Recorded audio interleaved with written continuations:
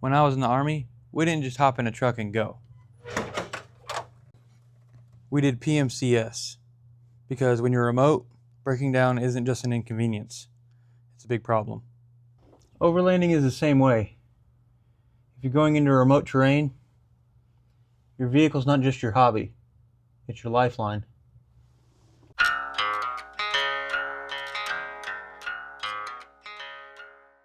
PMCS means Preventative Maintenance Checks and Services. You're going to want to do this before, during, and after operation to make sure your vehicle is always good to go. And it's not something you want to just gloss over or pencil whip. It's something you want to do with intent, because finding out something is wrong in here is a lot better than finding out something is wrong out there. So as we do this, we're going to use our senses. We're going to feel, we're going to smell, we're going to look, and we're going to listen. And if you're looking for bonus points, you can taste too, but that doesn't come recommended. Before operation, you're going to want to check quite a few things. Start off by checking under the hood and checking those fluids. Check your oil, check your brake fluid, check your power steering fluid if you have it, and check your transmission fluid if you have a dipstick for that. Then you're going to want to check your coolant. Do not open the radiator cap if the engine is hot, because it will shoot boiling hot coolant all over you, and that's not going to be any fun. But even if it's hot, you can always check the reservoir, because normally you can shine a light on those and see down in there. Another thing to check is make sure that your washer fluid is full and that your wiper blades are working, because if you get out there and get a nasty windshield, it's a lot easier to have wiper blades and windshield wipers and fluid that works. Another thing to check while you're under here is your belts and your hoses, and make sure they're not old or cracking or anything like that. Then just check all of your cables and connections, that nothing's loose, nothing looks like it's fraying, getting caught on something, hanging on something that moves or that could melt it. And then check your battery connections especially, make sure those are tight. Then you're going to move underneath, and you're going to check for fluid leaks under there, and check for transfer case and differential fluids if you can on your vehicle.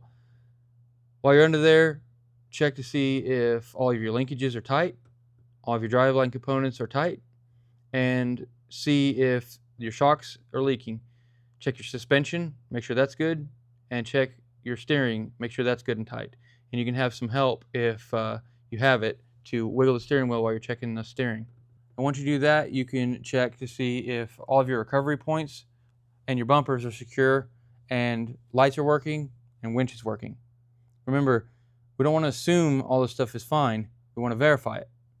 During operation, you're going to want to mostly just be paying attention to your vehicle. While you're out there, make sure there's no new sounds, new vibrations, and that everything feels like it normally does while you're driving. Be checking your gauges, make sure that all that stuff's good. And if you get a chance at a stop, or you're walking back to your vehicle from a fuel station, spotting someone, or you're eating lunch, just give it a quick walk around, pop the hood, check some fluids over again. It's never a bad idea. Another thing you could do is whenever you go through rough sections of trail or deep water crossings, get under there and check your suspension and the undercarriage out. Make sure you didn't bend anything, and that when you went through that water crossing that you didn't get differential fluid full of water or anything like that. These things don't become big problems suddenly. They start small. So if you check them, you can catch them. But what if you find a problem during inspection? What are you going to do about it? Well, you need to have the tools and the knowledge to be able to handle it. So let's talk about that. All right, so let's take a second to talk about tools. So as part of your PMCS, you also need to be able to do something about anything you may find that is a problem. So you need tools. This is what I bring. Now, what you bring for your vehicle may be a little bit different, because you need to bring tools that would make sense for your vehicle. If you don't have any standard size sockets that you need for yours and all your fasteners are metric, then you just want to bring metric stuff. I've got a little combination of both, so I've built my kit out to match my vehicle. This is something that takes a lot of time, but at first you can just get a general tool kit that has a good amount of stuff in it, and we'll go through what I have in my kit.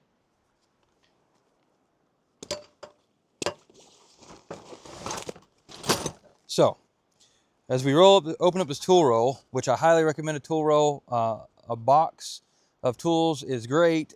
Those kits are great, but they take up a lot of space. You can really get compact with these tool rolls. I'm in a Jeep Cherokee XJ, so space is at a premium.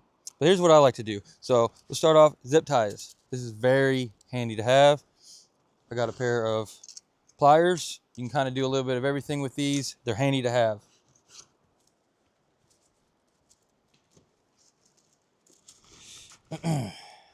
We've got some needle nose and some wire cutters. We have a adjustable wrench. This is another one of those catch-alls. It'll do a little bit of everything. It's not the best, but in a pinch, this will work. Hammer. A claw hammer can be pretty handy because you can both pry with this and you can hammer with it. This is just an old claw hammer that I had laying around. I threw it in this kit. It's been handy for me. It's not too big, not too small, just about the right size. You can do a lot with a claw hammer. I also have some gloves.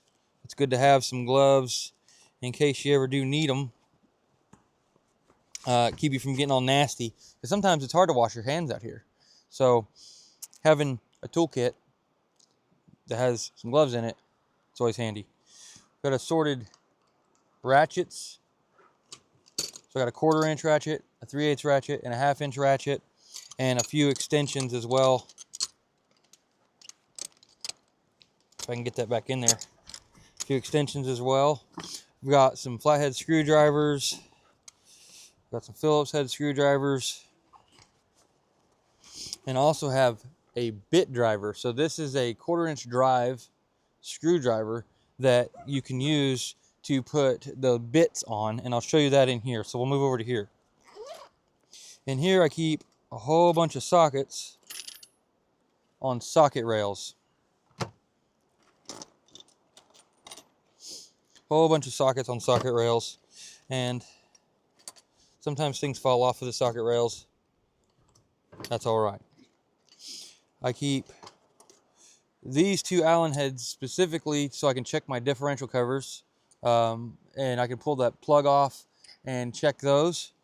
But in case I go through some water or something, I can just check those if I ever want to. Get this out of here.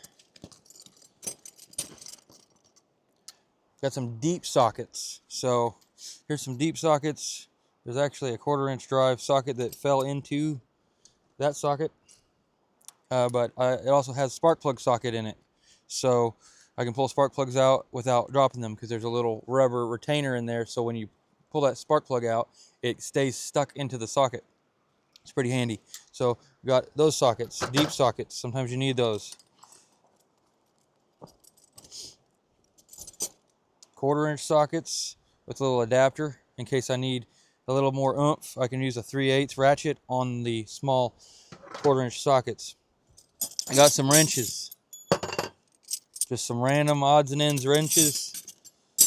There's another extension for 1/4 inch right there. I keep these are bits. So if you have a drill gun, which I keep one, but a drill gun, you can have these to where they will go onto anything that is like a bit driver, like this, or like a a screw gun, something like that.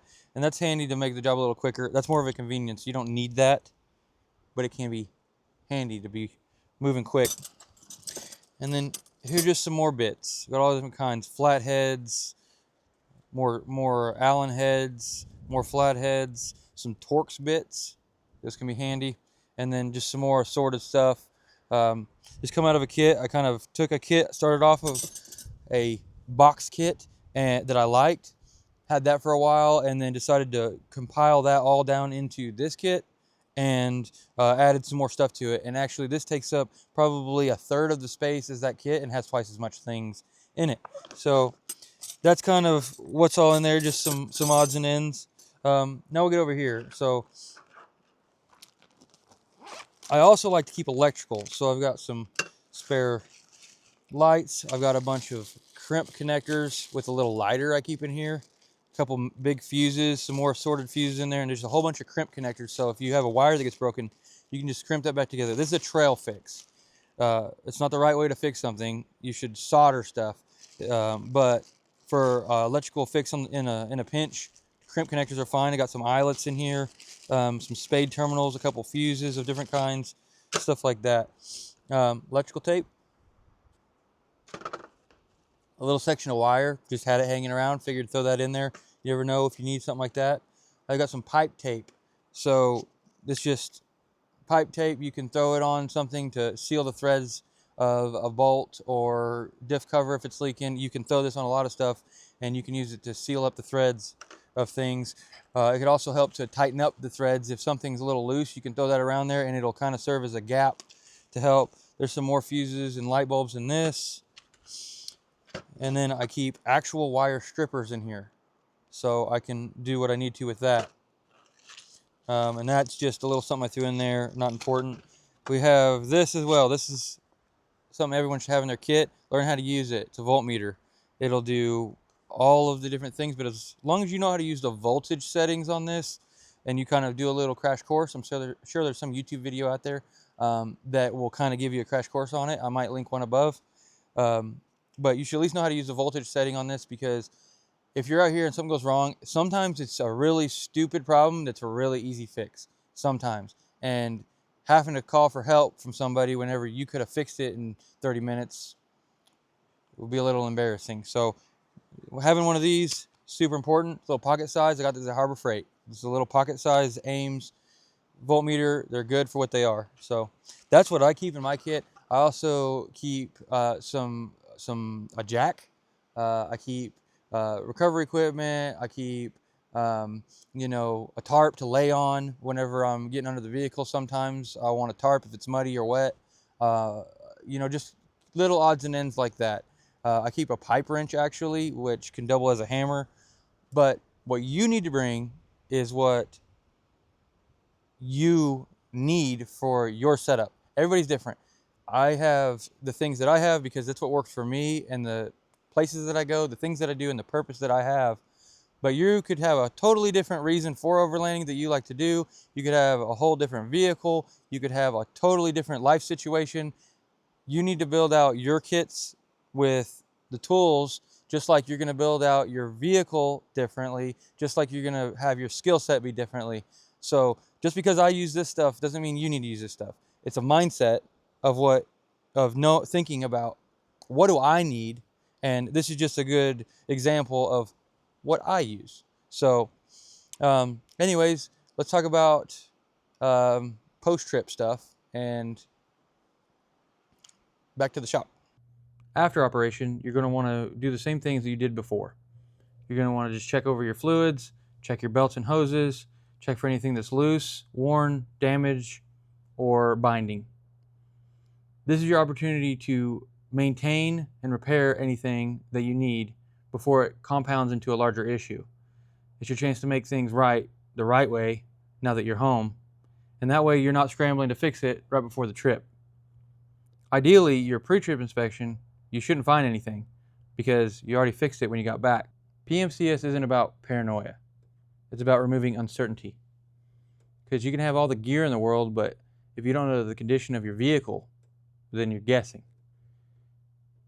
I mean, overlanding is about capability, and capability starts with discipline. So start doing PMCS on your vehicle, because nothing in the field works unless you do.